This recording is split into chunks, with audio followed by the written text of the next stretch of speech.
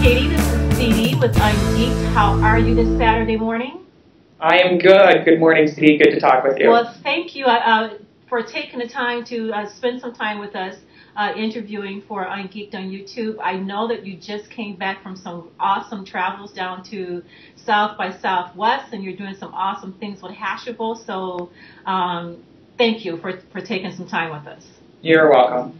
Katie, we're gonna. I want to ask you as far as your experience with unGeeked. Your first time experience in unGeeked was in Milwaukee, and could you tell me what was that like for you? Why did you get involved, and what was the result? Well, I think that at first it was, bringing a national conference to Milwaukee. That doesn't happen very often. A big conference with as many speakers, 24 different speakers, was really amazing. And for something like that to happen in this city, I really wanted to be part of it. Okay, and what was your takeaway after the 3 days? After the 3 days, I remember sitting with some friends and just kind of talking about it, and I think we referred to it as summer camp. We spent 3 days with a smaller group of people, and you're right, I did just come back from South by Southwest, which was incredible, but there was so many people, there was so much stuff happening that honestly I was like, man, I really like unGeeked now, because it's like it was more of an intimate setting where you really got to know the people that were at the conference, attending just like I was, or even the speakers. And I loved that they stayed around a little bit, and it wasn't just their presentations or their discussions that they led, but they actually, a lot of them hung out with us after the fact, and we got to know them a little bit more. So that was my biggest takeaway, was relationships. Now, you also actually became a discussion leader in Toronto. So you led a fantastic discussion on Foursquare. A lot of attendees, from those that emailed me, say they walked away with a lot from your discussion that they can actually take back to their desk and use.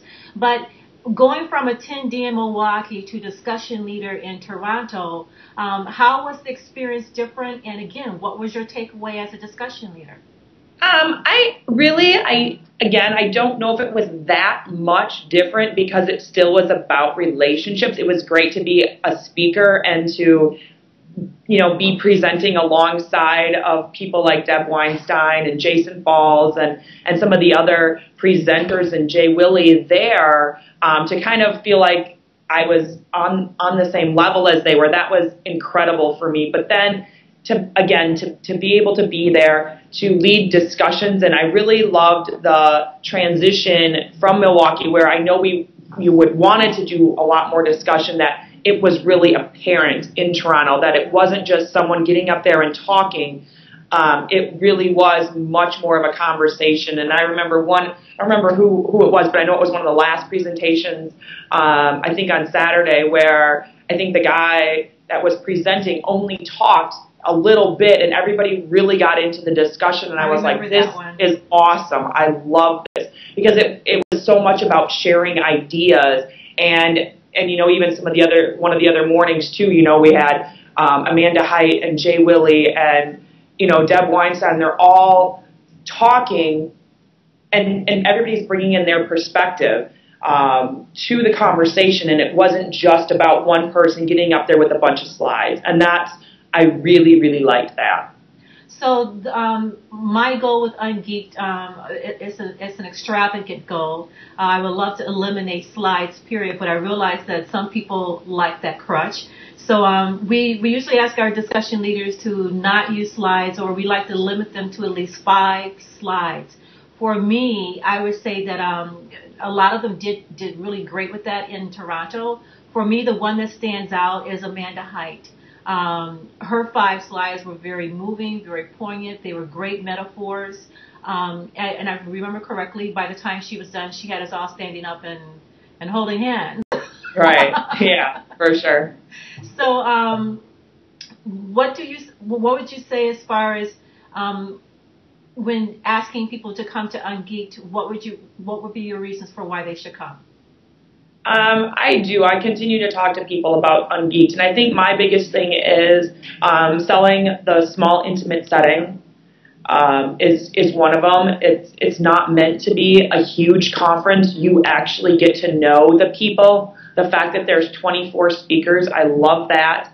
And that some of them are maybe names that we've all heard of, and then there's a segment of them that are maybe people that we haven't heard of yet. And those are the ones that I think have been really awesome, because those are the breakout people, I think. And those are the people that I continue to watch them grow and evolve, just like I am. And that's been very, very fun. So the intimate setting and the fact that the speakers also stick around. And it's not just, they're not in for their 45 minutes or an hour and out. They're actually staying. They're having breakfast with us, coffee. They're having a cocktail afterwards. And you really get to have this retreat, the retreat feeling. That's what I'm loving about unGeeked. And that's really what I'm selling when I'm out there talking about it and telling people that they should be part of unGeeked. Well, great, Katie. Well, I'm going to end this interview. I want to say once again, thank you so much for taking some time out of your, I hope, comfort Saturday, where you're taking some time. Where you're taking some time for yourself.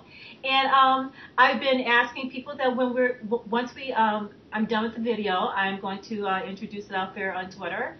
And my favorite word is I'm going to pimp it or share it big time. Sure. And so you'll see it out there. So thank you. You're welcome. All right. Bye-bye. Bye.